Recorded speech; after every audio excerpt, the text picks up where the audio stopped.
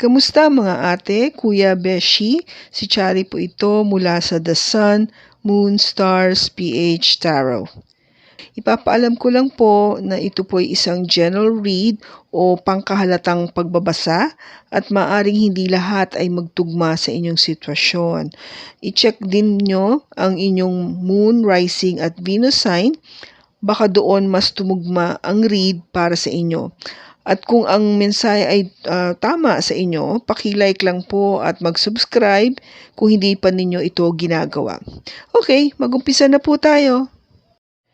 Hello po mga ate, kuya, beshi, kamusta na po kayo? Andito na naman po ako para gumawa ng another reading. And this time, this is for the sign of Leo. Leo, marami tayong tatalahaking topics ngayon. Dahil ito na yung aking pa-Christmas gift sa inyo. Okay? So, ang pag-uusapan natin ay kung ano yung pakiramdam ng person mo tungo sa'yo, anong aksyon ang dapat gawin, paano yung person mo tinitignan ka, ano yung mga hamon na kinakaharap ng person mo sa relationship na ito, ano yung pinaka-minamahal ng person mo sa'yo, ano yung pag-asa pagdating sa'yo, yun yung ina-expect ng person mo sa'yo, ano yung ayaw ng person mo sa'yo, ano yung totoong intention ng person mo sa'yo, at ano yung meron kayo mutually, at ang pinaka-posibleng resulta sa relationship nyo. Okay?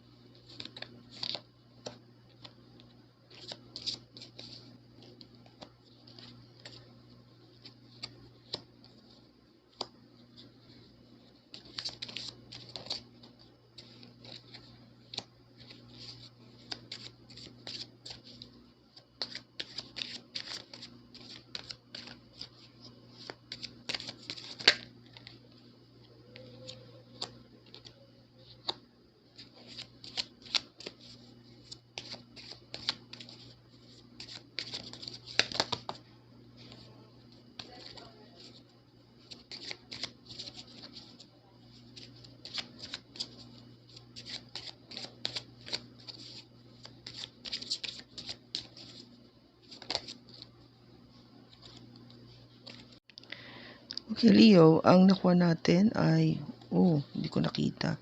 Meron siya sa ilalim. Okay, Leo, ang nakuha natin ay the Chariot, Ten of Pentacles, Judgment, the Tower, Ace of Swords,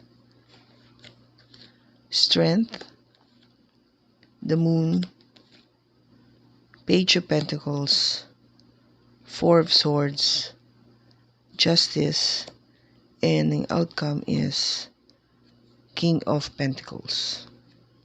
Okay, yung Chariot, ito yung sa anong pakiramdam tungo sa iyo ng person mo. Okay? Pakiramdam tungo sa iyo ng person mo. With the Chariot kasi, ang ibig sabihin nito is bali successful ka sa pagbabalanse ng mga priority sa buhay, determined ka, at saka malakas yung willpower mo. This is basically movement, no? May movement, may paggagalaw. But as you can see here sa card na to, hindi lang niya alam kung anong direksyon, this way or that way. Kasi kaya dalawa yung kulay eh. Sa ibang cards kasi mapapansin mo, there are two horses or mga sphinx or something to represent yung kung ano yung magpupull do sa chariot na yon. And it's represented by two colors, white and black. So this is like really thinking which way to go. But there is movement. There is that yung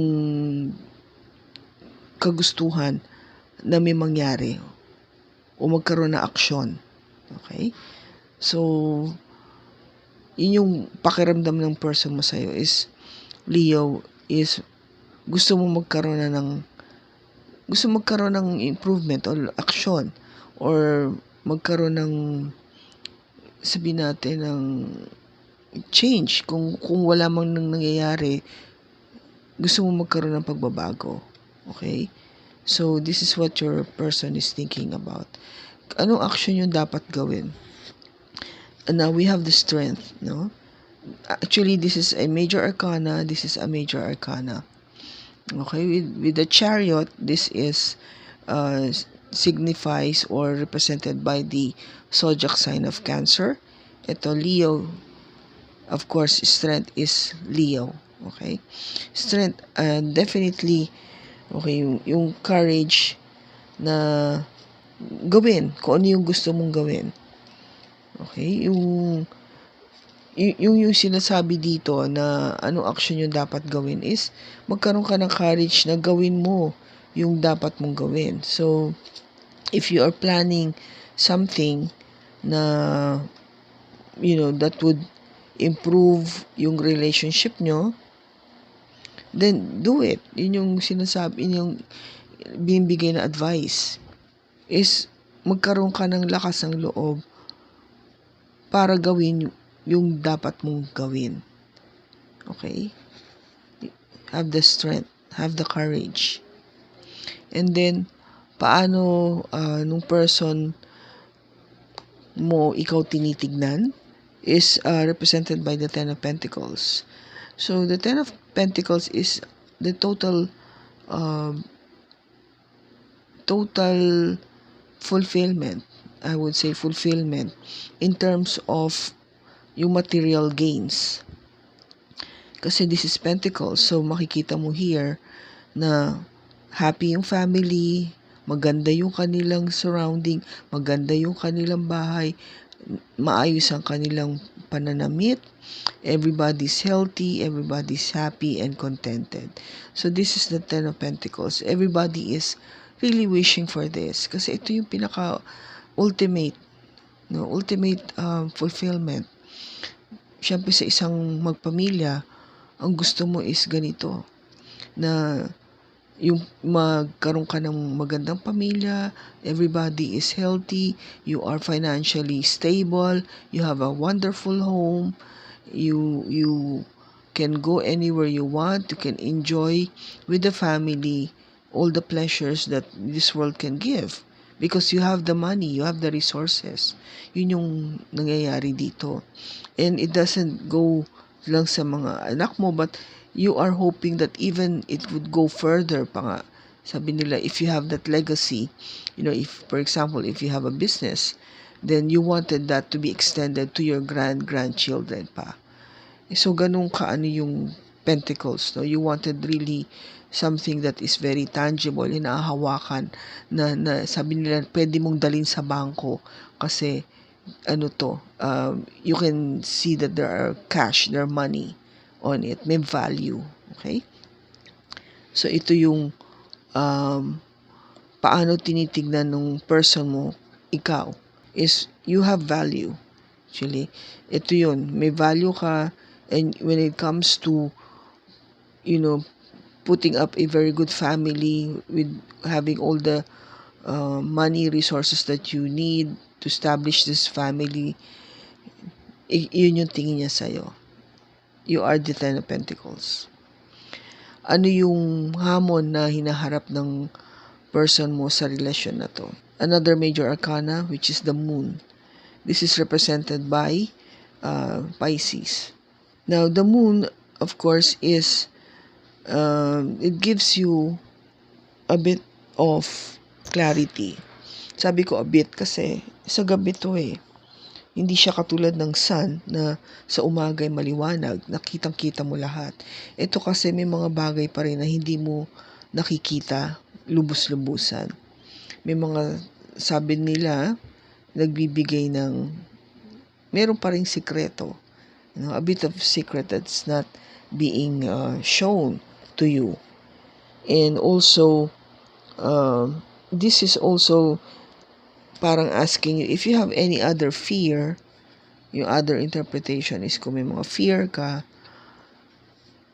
you just let it go. So, kung may mga fear yung, yung person mo, ito yung mga hamon niya eh. Yung hinaharap niyang mga hamon o challenges sa relationship na to is meron pa rin siyang kinakatakutan or certain fear, or maybe there are things na hindi clear sa kanya, or there are things na hindi pa rin lahat nasasabi. Yun yung kinakaharap ng niya, hamon. Okay, yung challenge na nakikita niya pagdating sa relationship na to. Maybe the fact that there are still things that's been unsaid, hindi pa klaro, kaya siguro yun na feel niya. Ngayon, ano yung pinaka minamahal niya sa'yo, Leo, is represented by Judgment, which is another major arcana. Okay? So, ang Judgment kasi is really showing, kung makikita mo dito, sa picture na to, this is providing you clarity. Alam mo, you know what you're doing. You're very clear on what you're doing. Ito yung nagustuhan niya sa'yo. You're very compassionate and very forgiving. And you know what direction to go. Hindi ka mag-stick dun sa old ways. You'll move forward. You always look for the yung best. You will look what is best for you or best for the relationship. Yun yung nagustuhan niya sa'yo. Kasi, hindi ka mag-i-stick dun sa past. You always move forward and you always go to the new direction. Yung saan mas okay. Because you know what you're doing. You know the direction to take. And then, ang kanilang o yung person mo na pag-asa pagdating sa'yo. Ano yung hopes niya? Is represented by the Page of Pentacles. So the Page of Pentacles is being a page. Of course, this is just an initial offering. Alam niya na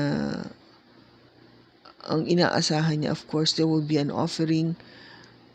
There will be a start to have this serious offering of having that discussion na ito yung plano eh. This is the plan. Okay? So you can see here. Yung person mo, naiisip niya o nakikita niya na you are starting to plan. You have a strategic plan on what to do sa relationship nyo. Kung ano yung gusto mong mangyari sa future. Ito yung nakikita niya.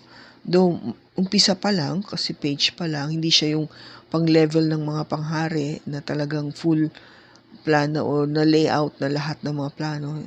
Wala ka pa sa ganung level. Ganun yung tingin niya sa'yo. O inaasahan ng person mo sa'yo na, of course, you start from the bottom. Yung umpisa pa lang, ganito tayo. But there is a start, which is something very positive. Okay? And then, ano yung pinakaayaw niya sa'yo? Is represented by the card of the Tower. This is another major arcana. Okay? So, ang Tower is, of course, this is something that is requiring for a change. Nagkakaroon kasi ng Tower, tawag na Tower moment, is because yung sitwasyon na kung bakit nagkaroon ng Tower is kailangan mangyari. It could be positive or negative, depende sa sitwasyon. But it needs some change. Bakit? Kasi mahina na yung foundation. So, ibig sabihin, kung ba't mahina yung foundation niya, dahil hindi na-establish mabuti yung sabihin natin boundaries, if it's something to do with your boundaries, or if something to do with your material things, Yun, kaya nasisira kasi kailangan i-rebuild, kailangan gawin ulit. And this is really something to do with kung merong mga kailangang yung old doings o yung old beliefs that needs to be released. Kailangan maalis na siya at mapalitan siya ng bago. Ngayon, if there are some procrastination that's being happening, if you procrastinate is yung pinababagal-bagal mo ba, yung hino-hold mo pa, hindi ka agad uma-action, then ibig sabihin humihingi na to ng come on, let's have some action. Gawin mo na to. Kaya andito yung strength eh. Diba yung action na dapat gawin? Yung sabi ko na have the strength or the courage to do it.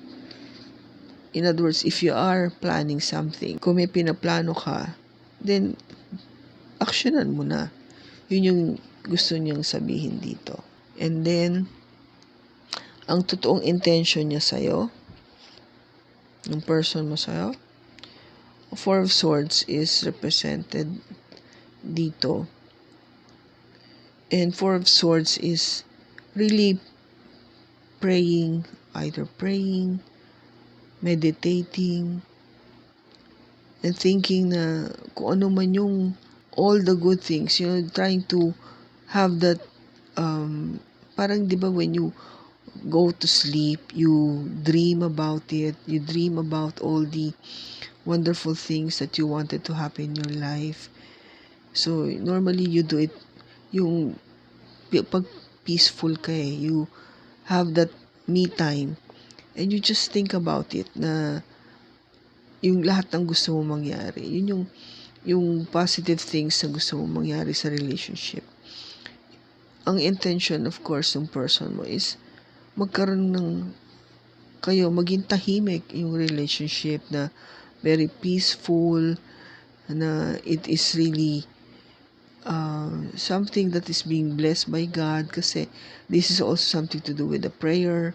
As if you're praying before you go to sleep, you're asking God na i-bless yung family o yung relationship mo o yung magiging family nyo. Okay, so iniisip niya, nag-iisip siya. Lagi ka nasa isip niya na yung pinaplano nyo na magkatotoo. Though andito kasi andito na naman yung moon, which is ito yung moon, meron siyang mga alinlangan na still have that fear. Yung di ba minensyo ko sa'yo, they have that fear.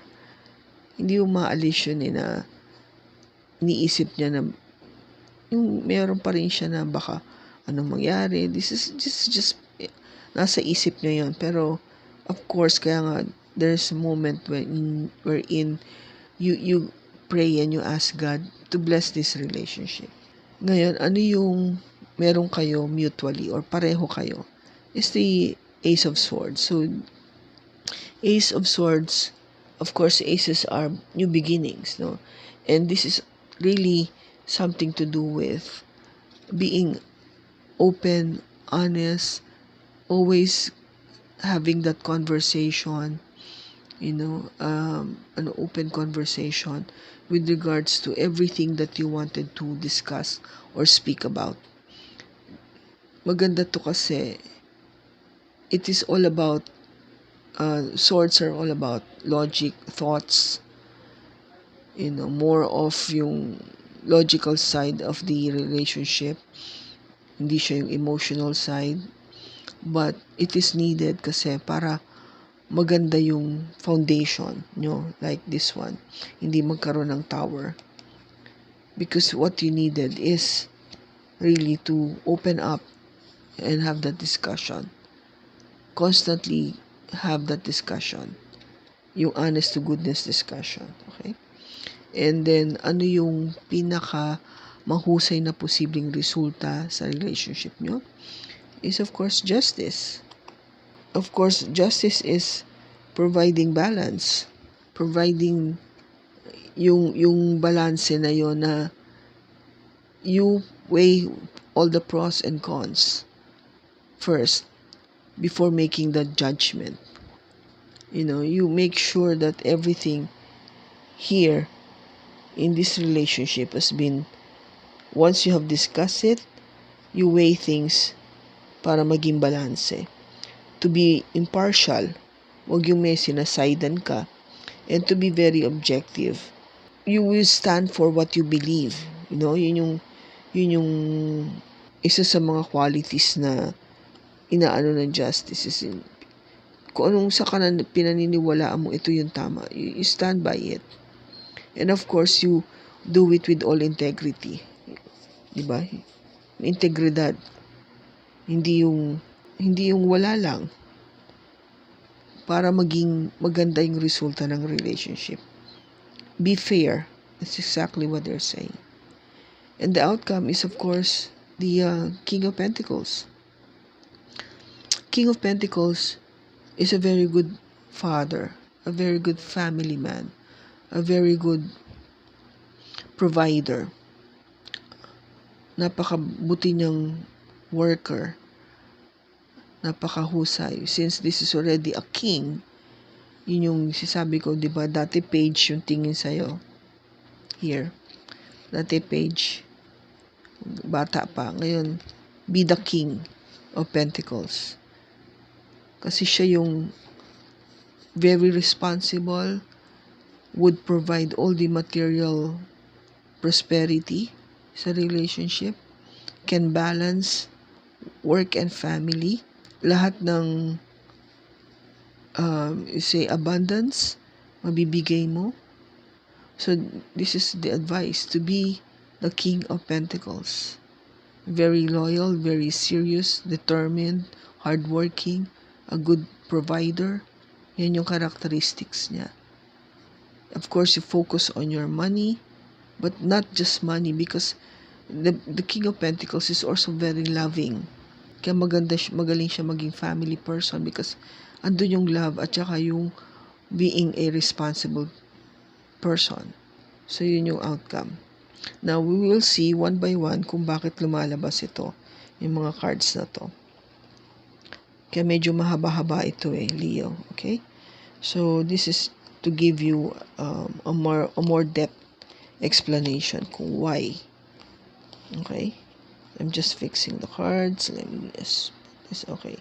So, bakit andito yung Chariot? Okay? Yung pakiramdam ng person mo tungo sa'yo. Bakit andito yung Chariot?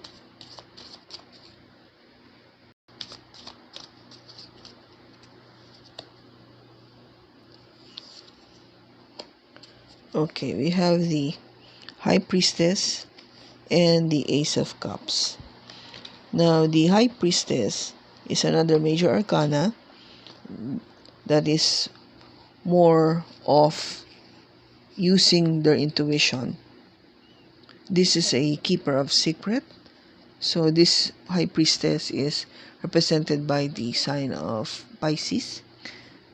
And of course, Ace of Cups is all about new beginning in love. No?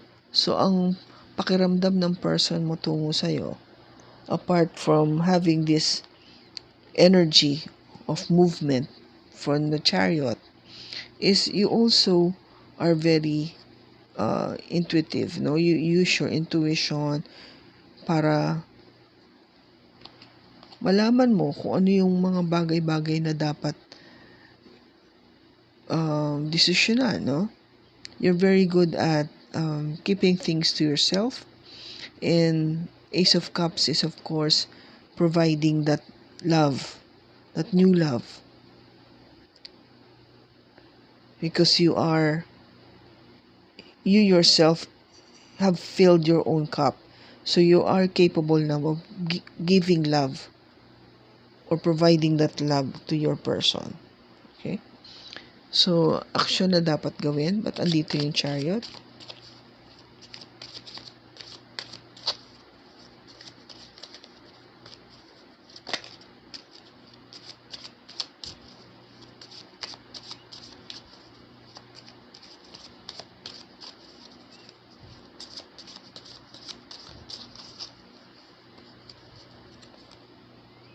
It's the Two of Wands and Temperance.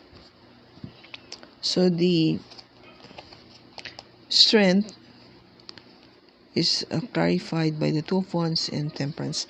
So yung sabi ko nga, strength is giving or asking you to be courageous, kung ano yung things or action na dapat mong gawin, is magkaroon ka ng lakas ng loob, maging matapang ka para be strong na magawa mo yung dapat mong gawin.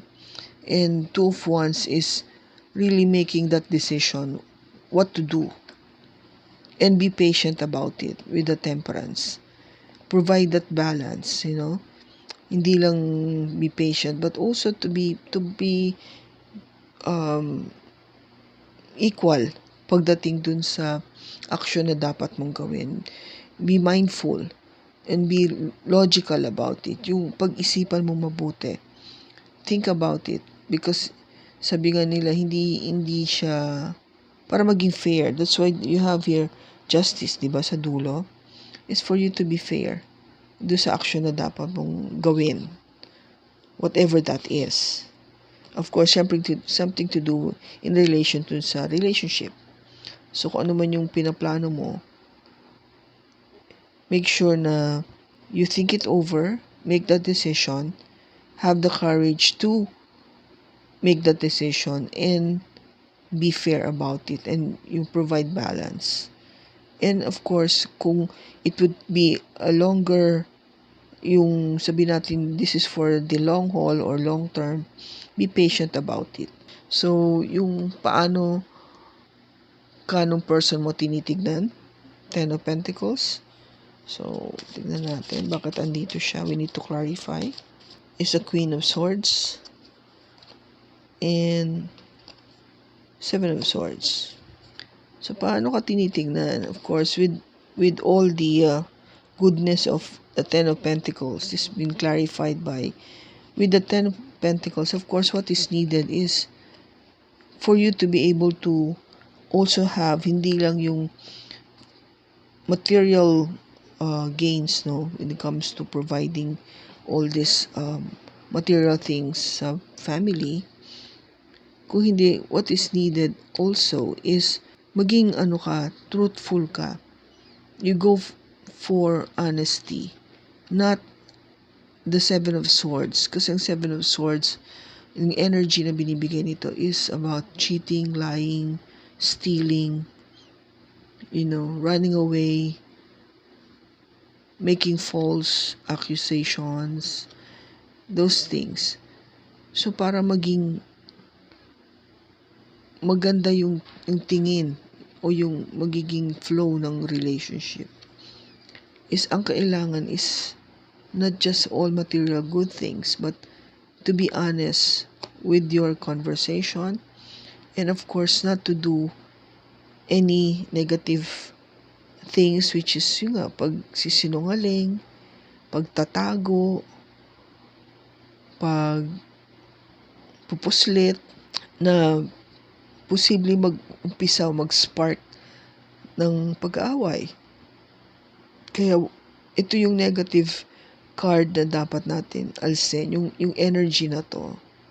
Yun yung sinasabi, is to cut off all these negative things para to achieve the Ten of Pentacles, yung total happy fulfillment sa family. Now, ano yung hamon ng person mo sa'yo is the Moon. Bakit andito siya? Okay, so definitely the Moon, sabi ko nga, is something na it is not clear, or there are things that's been hidden or you're afraid of yung person mo. So this is being clarified by the Ten of Swords and the Death. Of course, Ten of Swords is the ending of all those negative thoughts. Okay, alsin natin yung mga fear na yan, yung mga negative thoughts na yan, yun yung hamon eh.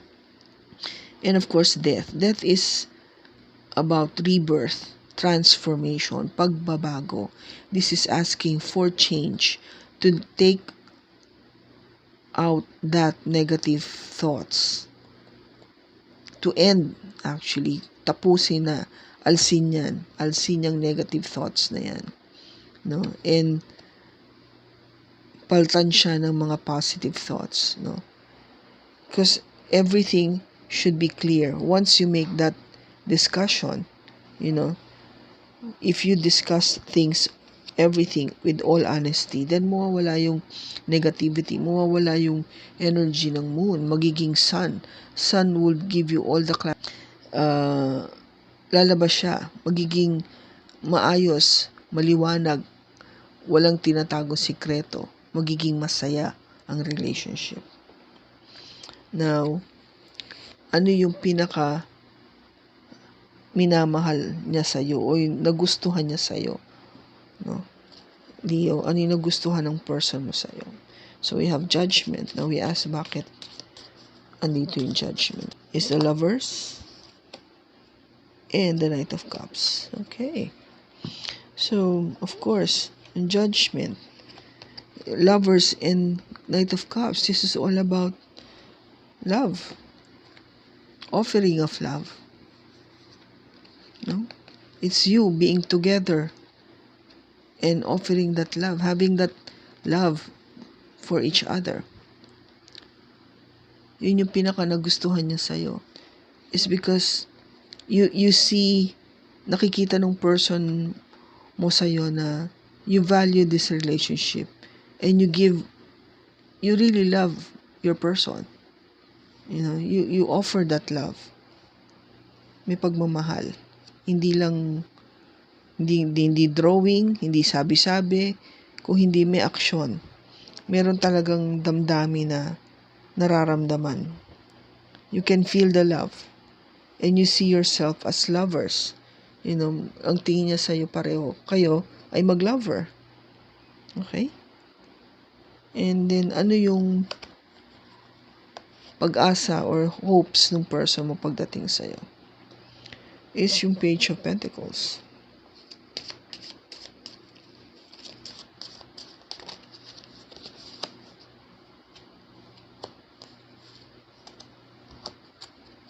Okay, so yung pag-asa niya sa'yo is Three of Cups and Page of Wands. So, pag Page of Pentacles is you are starting to plan. Be strategic with your plan. At least initially may plano what to do. And here, Three of Cups is really about celebration, partying, reconciliation. Yun yung pag-asa niya is for you to have a good time, yung maganda yung relationship. It's not just really more of a lot of things to be celebrated about, to be happy about. And Page of Wands is starting to show yung passion towards this relationship. You're very passionate about what this relationship has. And of course, yung inaasahan ng person mo is yung passion na yon na maibibigay nyo pareho sa isa't isa. And then, ano yung ayaw ng person mo sa'yo? Is of course represented by the Tower.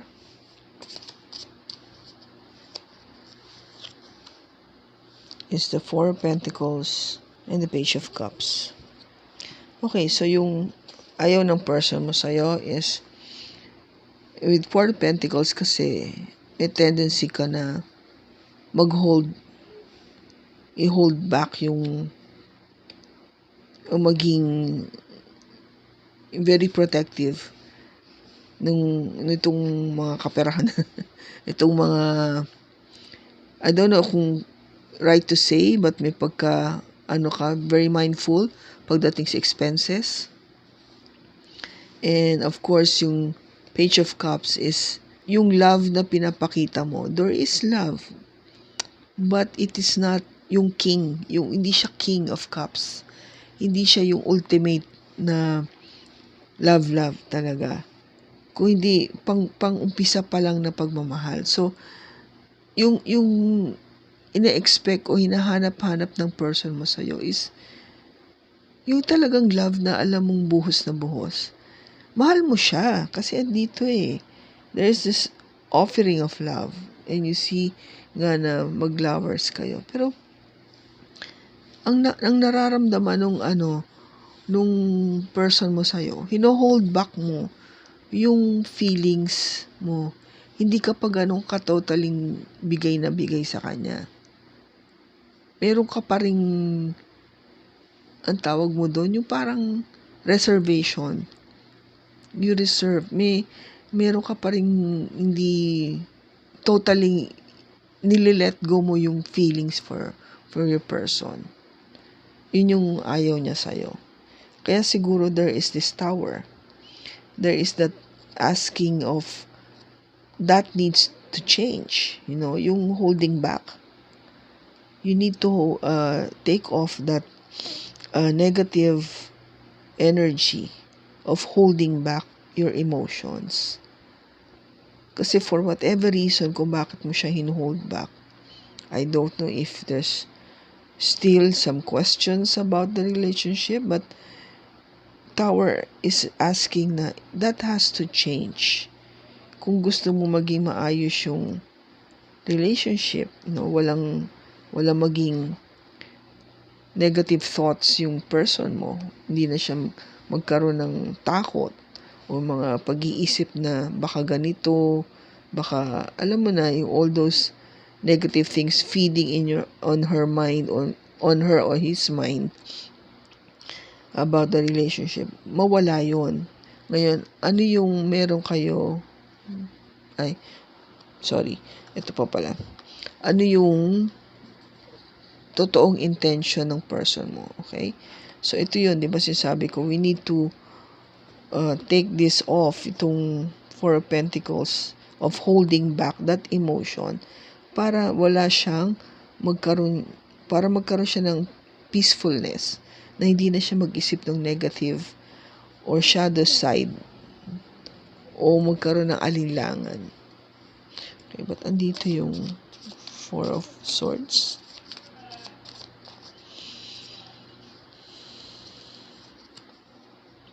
Is the Page of Swords and the Four of Cups. Okay, so yung totoong intention niya is, though this is also a page, which is ini-equal lang niya yung binibigay mo kasi page pa lang to, page and page, is ganun din. Is to be able to speak the truth, na maging diretso, to be basically blunt.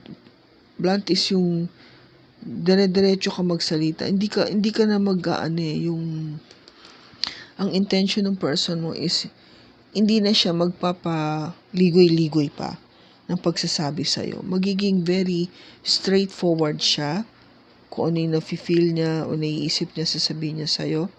And of course, the Four of Cups is, ang nakikita niya is yung intention na to give that Ace of Cups, Ito yung Ace of Cups natin, that new love. Sa ngayon kasi, ang nakikita, hindi mo napapansin yung Ace of Cups na yan Ang intention niya is mapansin mo yun, makita mo yung new love na yan, yung pag-ibig na ina-offer din niya sa'yo, makita mo o maramdaman mo para hindi ka na mag-hold back. O kung meron ka mga question din, that's why you're holding back. Gusto niyang mawala yon, gusto niyang ma-dissipate yon, maalis. Mapalta ng liwanag. That's why andito yung Page of Swords, to be able to speak his or her mind out sa'yo para magkaroon ng clarity nga. Mawala yung mga pag-hold back na yan. Okay, Leo? So, ano yung meron kayo mutually? Of course, the Ace of Swords. Again, puro swords. If you can see, it's all about your thoughts. About logic, Dito yung Ace of Swords.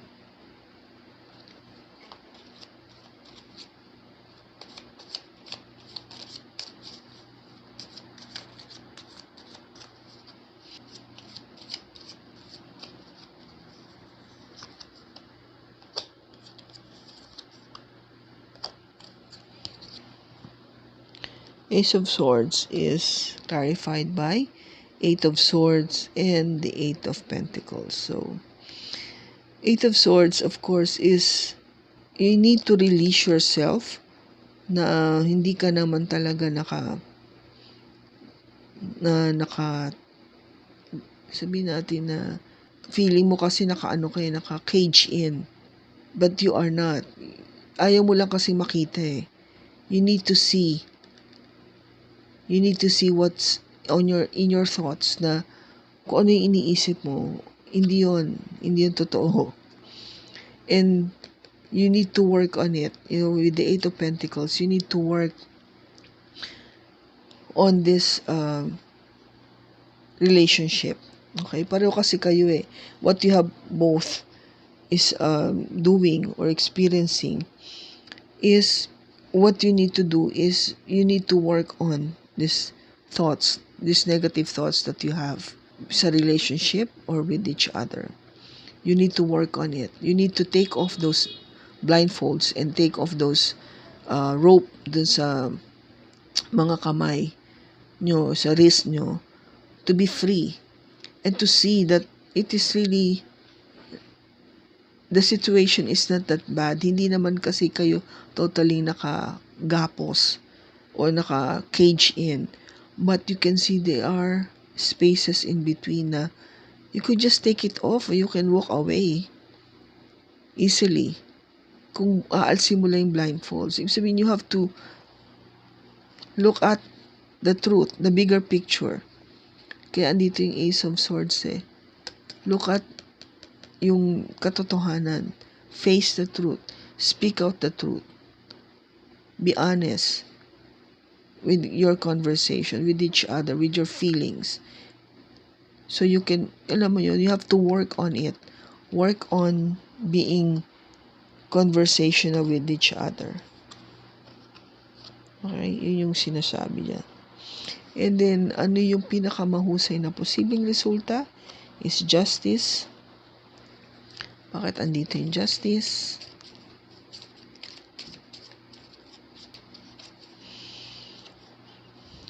The Magician. And the King of Wands. Okay.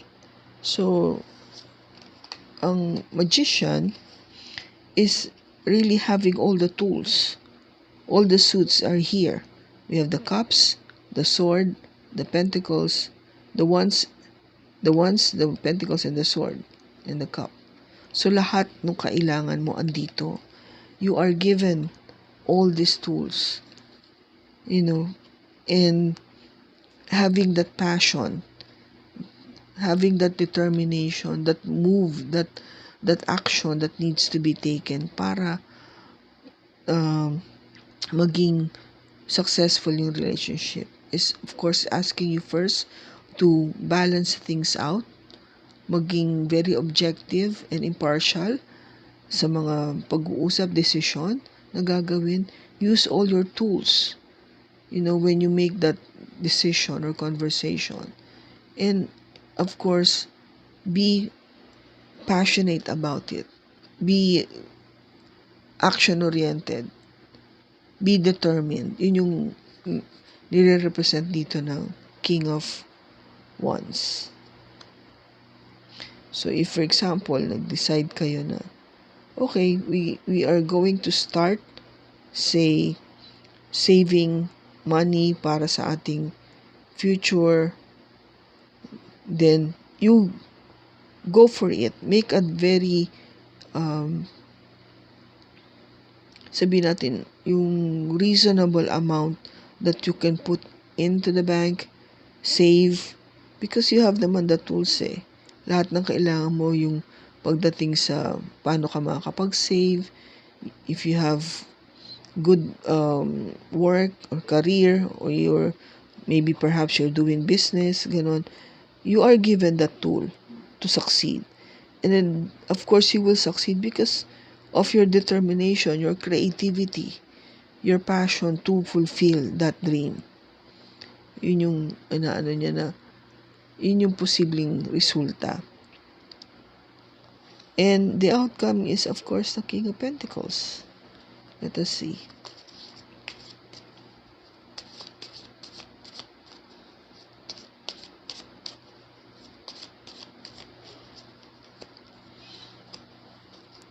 Is the Star and the Seven of Pentacles. Okay, so the King of Pentacles is clarified by the Star, which is a wish fulfillment, and the Seven of Pentacles is really waiting for that investment to its fruition. Nag-invest ka, nagtanim ka, so iniintay mo yung isang araw na yon na mag-harvest ka na, makukuha mo na yung pinaghirapan mo, o yung investment mo, o yung naging outcome, o yung profit kung may business ka, yung dividends kung meron kang ininvest. So, yun yung outcome is magiging wish fulfillment to sa lahat ng mga bagay na ininvest mo o pinaghirapan mo.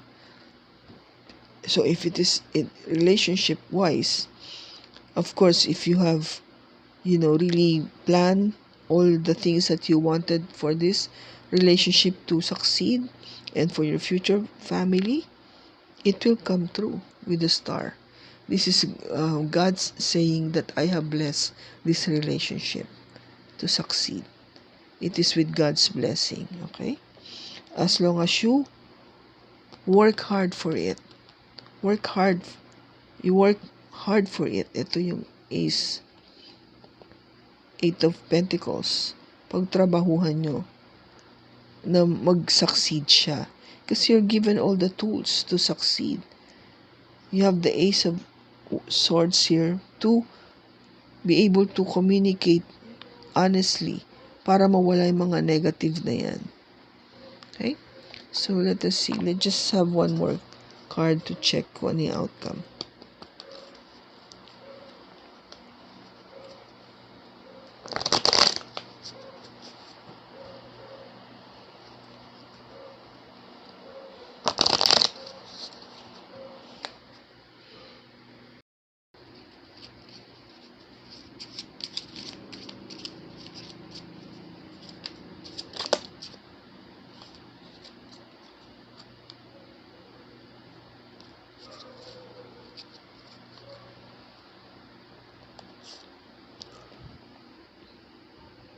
Okay, the final outcome is the Hangman. So, yung Hangman ito yung future outcome is here makikita mo na hindi lang siya basta nakahang, but there is already somebody helping her or helping him na may tumutulong sa kanya. So, this is something to do with really having that right partner with you.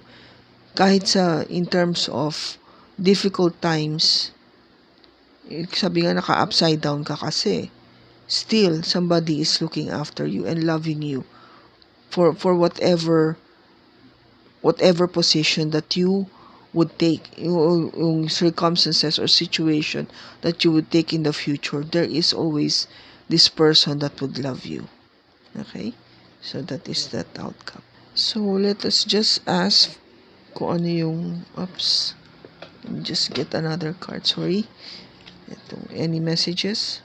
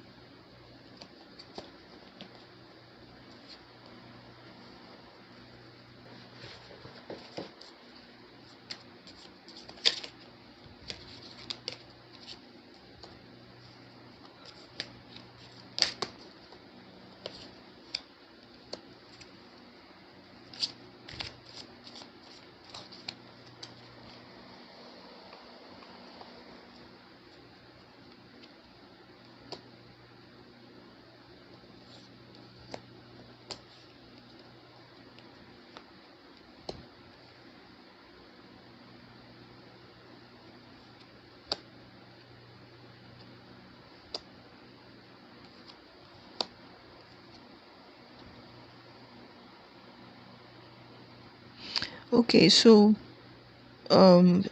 some of these messages might not be applicable at depending din sa reading na to, but there are other Leos kasi that might resonate itong mga messages na to. Okay, so I'll just read through. I hope that you can forgive me one day. I feel you even though we are apart. I want to feel that way again. You speak to me through music. I couldn't let you get close to me. I will wait for you. I will wait for a sign from you. It was my fault, but I blame you. You don't know how hard it was to let you go. Okay, so definitely somebody na magkahiwalay sila ngayon. Okay, so they had some understanding and somehow they are apart. So yung person ni Leo is really wanting something na eventually na magkaroon ng reconciliation. Because I want to feel that way again.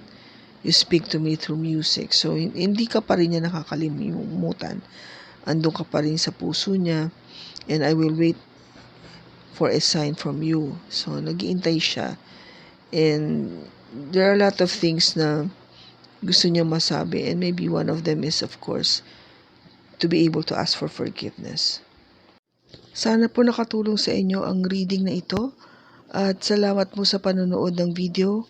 Sa lahat po ng mga aking mga subscribers, marami pong salamat sa inyong patuloy na pagbigay po ng support at pagmamahal sa aking pong channel.